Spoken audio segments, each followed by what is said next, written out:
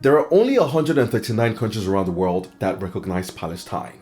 Think about it. That basically means there are more than 50 countries around the world that do not think of Palestine as a country of its own. The big question is why? And the answer is that this is the result of decades of geopolitics and also the unspoken awkwardness in international relations, which means that some countries are universally recognized as sovereign and independent, while others are not. Another way to understand the varying levels of recognition a country might have is to take a quick look at international organizations that are supposedly global. The United Nations has 193 member countries around the world, but the Olympics, which is the oldest sporting competition and event in the world, officially has 206 member countries. Now, FIFA, which is the largest sports organization in the world, has 211 member countries. These are three different global organizations that are supposedly open to all countries in the world, but yet have a different number of member countries. But that's not where the weirdness stops. Remember how the UN has 193 member countries? Well, some of those member countries do not recognize each other, or in some cases, even other UN members, but they are all members of the United Nations. So this weird and awkward situation exists because there are different definitions of what exactly a country is. And these definitions, of course, are mostly driven by bias and self-interest.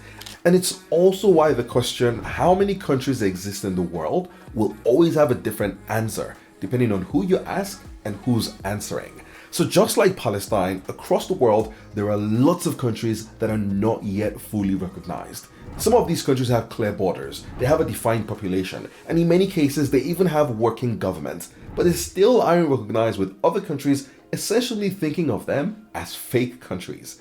So here's a quick breakdown of some of these countries. Now, the first category to start with is UN members that do not recognize each other, or we can just call this category countries that hate each other. Now, believe it or not, the biggest example of this is China. Yes, there are several countries around the world that do not recognize China, which is a bit weird because China is, the most populated country in the world. But still, some countries do not recognize China. Why? It all goes back to the formation of China back in the late 1940s. Now, after years of a civil war, by 1949, I guess you can say that two versions of China existed. The People's Republic of China, which we all know today, of course, as China, and the Republic of China, which we all know today as Taiwan. Now, the governments of both sides claim to be in charge of all of China, and that disagreement over which government truly rules or represents all of China internationally is a dispute that has now gone on for nearly 75 years. But here's what makes this even more tricky. There's a one China principle in place, which essentially means that recognizing one government means not recognizing the other. And so essentially, countries that recognize China do not recognize Taiwan, and also countries that recognize Taiwan do not recognize China. And of course, the big question is, which countries do not recognize China, right? Around the world, there are 13 countries, most notably including the Vatican, that all have full diplomatic relations with and recognize Taiwan, but do not recognize China. Now, this list was actually at 14 countries up until March of this year, when Honduras severed ties with Taiwan and chose instead to recognize the People's Republic of China instead. And of course, the reality is that across the world, the People's Republic of China has much more influence and recognition around the world that Taiwan does. And that goes back to 1971, when Taiwan was expelled from the United Nations and replaced with China. Now, still in Asia, another example of two UN member countries that do not recognize each other are the Korean cousins, North and South Korea. Again, it's the same principle with Taiwan and China, with both North and South Korea claiming ownership of all of Korea, and with both governments not recognizing each other. Like Taiwan and China, this also starts with the creation of both countries following a civil war. In this case, the Korean War, which lasted from 1950 to 1953 and killed around 3 million people. Now, one thing to note here though is that unlike China and Taiwan, which have the infamous one China policy, which forces countries to recognize one but not the other, there is no one Korea policy, which means that most countries around the world recognize both North and South Korea. Now, the next category of countries to look at are those that are technically new countries that declared independence from an existing country, or let's just call this category countries with parents that hate them. First on the list is Kosovo, an European country that declared independence from Serbia in 2008 after years of war and uncertainty. Now, after a war between modern-day Kosovo and Serbia back in the 1990s, which left around 10,000 people dead, Kosovo was placed under transitional UN administration in 1999.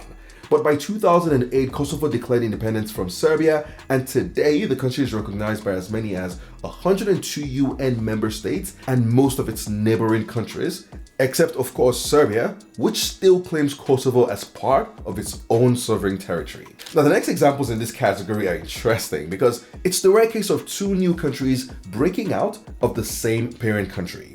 That parent country is Georgia, and the two new countries are Abkhazia and South Ossetia. Aside from having the same parent country in Georgia, these two new countries have very striking similarities. Now, for starters, both countries declared independence from Georgia within a 7-year stretch in the 1990s, but more importantly, both countries are recognized by the exact same 5 UN member countries: Russia, Serbia, Nicaragua, Venezuela, and Nauru. Besides those, neither of these two countries, of course, are recognized by Georgia, and instead, Georgia and most of the UN thinks of Abkhazia and South Ossetia as Russian-occupied territories of Georgia. Now, one more country in this category is the Sahrawi Arab Democratic Republic, also known as Western Sahara. For most of its existence, the Western Sahara territory existed as a Spanish colony, but in 1975, as Spain withdrew from the territory, it signed an agreement with Morocco and Mauritania to hand over the territory to them, but there was just one problem. The Polisario Front, a liberation movement in Western Sahara, was not having this, and instead called for independence of the country and kicked off a conflict with both Morocco and Mauritania. After years of conflict, Morocco successfully annexed most of the territory and today controls about 80% of it, while the self-proclaimed government of the Sahrawi Arab Democratic Republic controls only 20% of the territory. Now today, the Sahrawi Arab Democratic Republic is recognized by 46 UN member states and is a member of the African Union, even though it has never been officially recognized by Morocco as an independent territory. And of course, on the flip side, aside from Morocco, only the USA and Israel recognize Morocco's sovereignty over Western Sahara. Now moving on to yet another set of countries. Now these are countries that simply aren't recognized by any UN member country, or we can just call this category countries with very few friends. First on the list is Somaliland, which declared independence from Somalia in 1991. Now, even though it's got a government and also has its own borders, most countries around the world simply recognize Somaliland as a part of Somalia.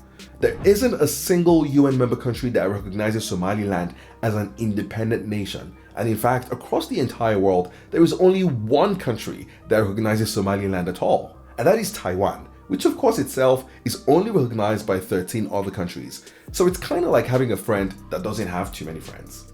Now, the other country in this category is Transnistria, which is a breakaway state, given that it declared independence from Moldova back in 1990. But even though it's now been in existence for over 30 years, Transnistria is still not recognized by any UN member nation. In fact, the only other countries that recognize Transnistria are 2 other breakaway countries mentioned earlier, Abkhazia and South Ossetia, and of course neither of them are UN members. Now, Somaliland and Transnistria are both breakaway countries and could have been featured in the previous category of new countries that declared independence from an existing country. But the big difference here is that Somaliland and Transnistria have such limited recognition internationally, you could actually refer to them as the least recognized countries in the world. So it made sense to put them in a separate category altogether. Now, you look across this list of countries and across international politics, and the fact that some countries are recognized while others are not makes you wonder what exactly makes a country a country. Because some of the countries covered in this video have a government, they have clear borders, and in some cases they have a population that has seemingly exercised their right to self-determination. But then, the complexities of geopolitics simply means that in some cases, all of that still isn't enough. So the next time you hear the question, how many countries exist in the world? Remember, the answer will vary and change depending on who's answering.